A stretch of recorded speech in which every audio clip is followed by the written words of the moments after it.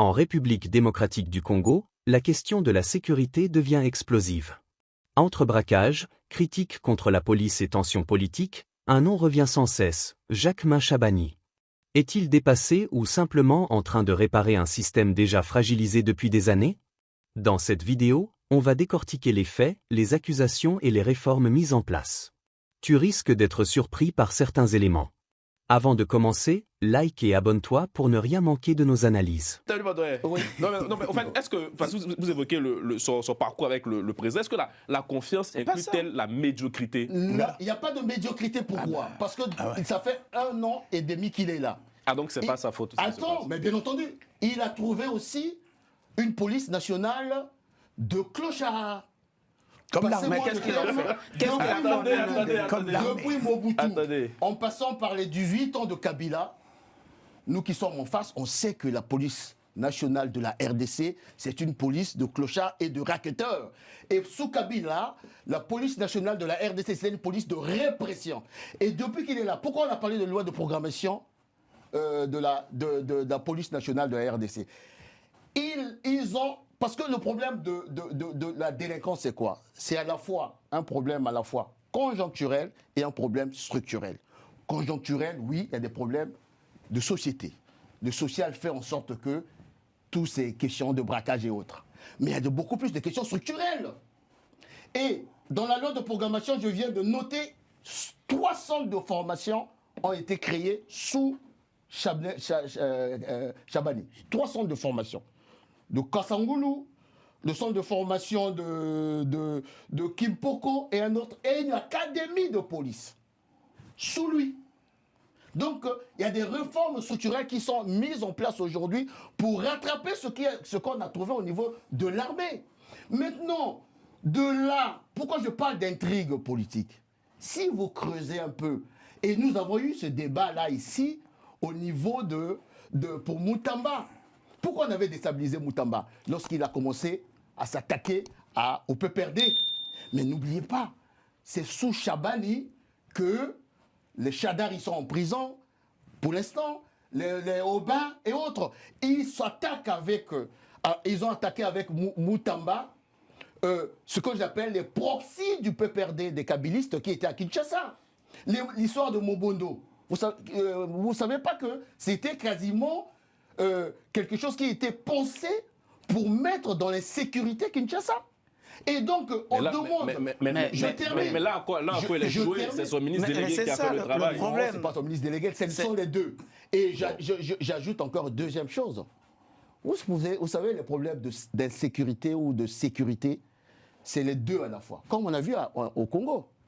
Au Congo, on a fait sortir la DGSP, la DGSP. On s'est rendu compte se promener jusqu'à 2 heures du matin. La justice est en RDC, qui ne sait pas que la justice met les clowns dehors. Mais n'oubliez pas, avec l'opération Ndobo qu'il a lancée, il y a plus de 5000 clowns qui se retrouvent en train d'être réinsérés. Donc, cette intrigue politique, au moment où nous avons traité le premier sujet, là, ça, c'est encore une manière de déstabiliser le président Félix Tshisekedi.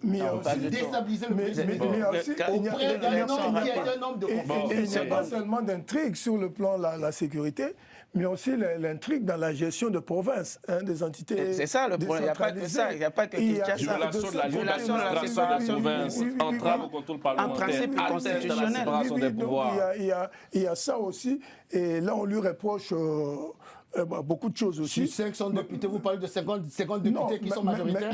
Non, mais il faut un dixième. Il faut un dixième à la condition de ça. La condition, il faut un dixième. Donc 50 déjà. Après, c'est débattu, mais ici, on essaie de se projeter, d'analyser un peu. Bon, la question que vous posez, est-ce qu'il fait son travail? Enfin, c'était ça. Non, il peut faire son travail. Je l'ai dit, que les problèmes d'insécurité existeront toujours. Vous voyez, existeront toujours. Sauf qu'aujourd'hui, il y a plus d'insécurité que de sécurité. C'est très simple à comprendre. Et parmi les griefs qui lui sont reprochés, il n'y a pas que ce problème d'insécurité. Le doyen l'a dit ici. violation quand même d'un principe sacro-saint, un principe constitutionnel de la libre administration des collectivités territoriales. Ça, Maître, c'est toi qui disais ici qu'au niveau de la constitution de cette oui, mais ça ne lui donne pas le droit de violer. Non. La décentralisation il n'y a pas de rapport. Je ne vois pas le rapport. Il y a une constitution qui est là. Attendez. Cette constitution, vous le savez, vous connaissez ma position, elle est mauvaise. Surtout sur les problèmes de décentralisation. Oui, mais elle est mauvaise. Elle est mauvaise, mais c'est celle qui est appliquée aujourd'hui. Ben oui, mais il faut qu'il la respecte. Non. Oui, mais il faut qu'il la respecte. C'est celle qui est appliquée aujourd'hui. Il n'y a pas une autre constitution. Tu sais J'appelle au changement de la constitution. Mais pour l'instant, il y a une constitution qui est là. Il faut donc la respecter. Faut pas. Si lui l'appelle déjà, si eux ils font partie de ceux qui appellent au changement de constitution et ils commencent déjà à violer celle qui est encore en vigueur, ça va poser d'énormes problèmes pour l'avenir. Pourquoi tout à l'heure j'ai parlé des commissions, missions d'information ou commissions d'enquête? Pourquoi? Parce que si on avait mis en place une mission d'information ou une commission d'enquête de manière factuelle, on allait dire voilà ce qui s'est passé, voilà ce qui s'est passé. Mais c'est ce qui va se faire, mon doyen. Ça, c'est la prochaine étape. C'est 15 pages. Il y a une motion de défiance qui est rédigée. Motion de défiance déposée au bureau de l'Assemblée nationale. L'Assemblée nationale. Le travail, il faut le saluer. Des commissions d'enquête vont se mettre en place pour travailler sur la question. Le même député de Kisangani qui vient de balancer sa fameuse. Vous évoquez la théorie de complot. C'est une intrigue politique. C'est la bataille des tranchées. La guerre des tranchées. Comme l'affaire Boutamba, vous me donnerez raison un jour. Il occupe des fonctions. Quand je dis ce monsieur-là, ce fameux député, lorsque les drones sont partis de Kigali, je ne sais pas d'où, pour aller attaquer Kisangani, pourquoi ils n'avaient pas mis en place une mission d'information pour essayer de se comprendre pourquoi il y a eu des défaillances? Mais c'est toute cette globalité quand il parle de la sécurité. Mais c'est cette globalité. Mais oui, mon Dieu. Lucien, vous terminez ce sujet, Lucien. On ne peut pas tout excuser, cher Magloire. C'est-à-dire que... Non, je dis, non, pas vous. Je dis, on ne peut pas tout excuser. Simplement parce que là, il a été dit ici que effectivement, M. Chabani est incompétent. Donc, il est incompétent, il y a une motion de défiance, il faut qu'il prenne ses responsabilités, ou alors il faut que le président de la République... Je peux même vous dire que cette motion de défense, manifestement, ça n'a pas été inscrit à l'ordre du jour. Si ça ne passe pas, tant mieux pour lui. Non, il y a une vitalité démocratique. Ça montre que sous fatigue, un ministre n'est pas à l'abri. Voilà. Il peut répondre des actes devant la représentation nationale. La seule chose que je peux accorder, que nous, et que moi je suis d'accord avec vous, la vitalité démocratique. Voilà, très bien. Et lorsque on me parle de dictature, non, c'est pas le complot. Il y a une vitalité démocratique. Non, vitalité démocratique, mais lorsque vous creusez, une intrigue politicienne de bas étage. Une vitalité démocratique. Quand on est incompétent, c'est trop. Même les Congolais eux-mêmes, ils en ont marre des problèmes de sécurité. Alors, une vitalité démocratique, il doit être organisée. Sinon, c'est pas Elle est organisée, mon cher ami. Non, elle n'est pas. Attends. On reproche aux parlementaires de déposer une motion de défiance, de faire les travaux. Je ne reproche pas. Non, quand même. Il faut l'administration suive. Soit la démocratie.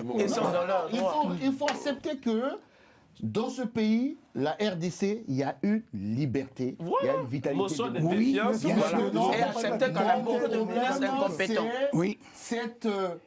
Ils n'ont pas de background, la majorité. Il y a du clientélisme. Voilà, le clientélisme politique. Oui, bien sûr. Le contrôle. Ce que vous avez évoqué au tout départ, quand on dit qu'il a été nommé parce que c'est un homme de confiance, etc. Non. Mais là, c'est pas ça. C'est pas une question de parce qu'il a la confiance du président Tshisekedi, mais il a une fonction énorme. Le travail. C'est-à-dire, s'il est incompétent, il met même le président en danger. Non, maître, la différence, quand je parlais de traçabilité, c'est parce que tous les transfuges kabylistes qui se retrouvent dans l'Union sacrée aujourd'hui sont en train de vouloir faire la peau à des vrais Tshisekedistes.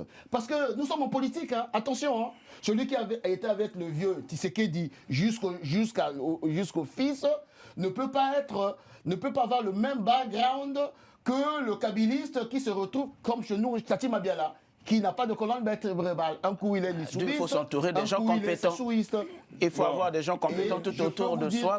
À travers la loi de programmation, à travers les réformes structurelles qu'il va lancer, à travers les réformes opérationnelle qu'il est en train de lancer, je pense que... ça, c'est que ça va rester que sur la sécurité.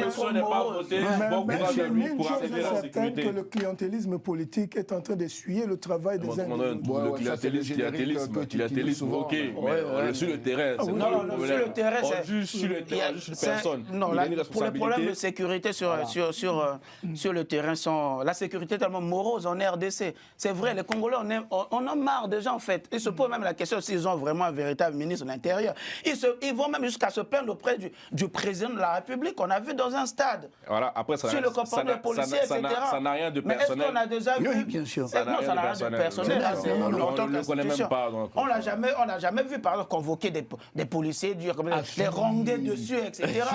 Non, il est trop mou pour être un ministre de... Jeudi passé à 22h, le braquage s'est fait vers 20h. À 22h, on a rattrapé les braqueurs. Regardez dans les réseaux sociaux. Les policiers qui vont braquer, les policiers qui vont...